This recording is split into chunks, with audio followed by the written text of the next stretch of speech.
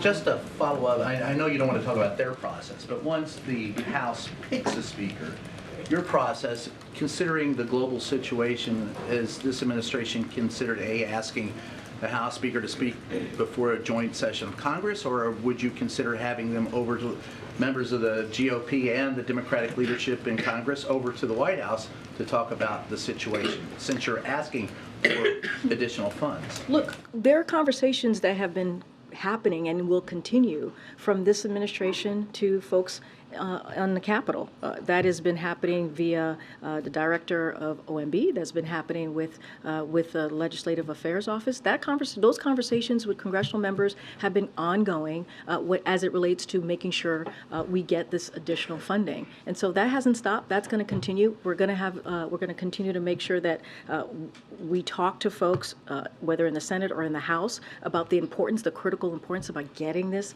aid, especially as we talk about our national security.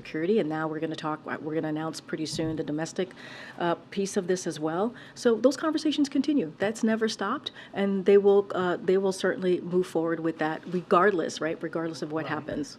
But will the president become personally involved? I mean, the situation has been outlined here in the White House is how dire it is in the Middle East and how dire the situation is in Ukraine. So in order to sell it, or in order to make the deal, is the president willing to do it himself to talk to? We believe we have bipartisan support. We believe we have bipartisan support in the House and in the Senate to get this done.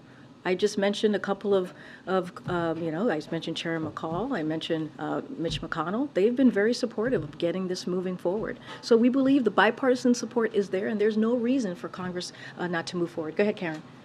The president spoke with the families of unaccounted Americans 11 days ago. Are there any plans for him to have another conversation with those families? And if not him, can you talk about the contact between senior White House officials and those families right now? We're told that there has been daily communication. I don't have anything to read out to you on any further conversations, so just don't have anything to share at this time on anything that's going to moving forward on as it relates to the president speaking again to those families. And how about people in the White House? Like, who is talking to the I families? just don't have specifics. Obviously, we have had connection and conversations with them. I just don't have the specifics on who is talking to the families.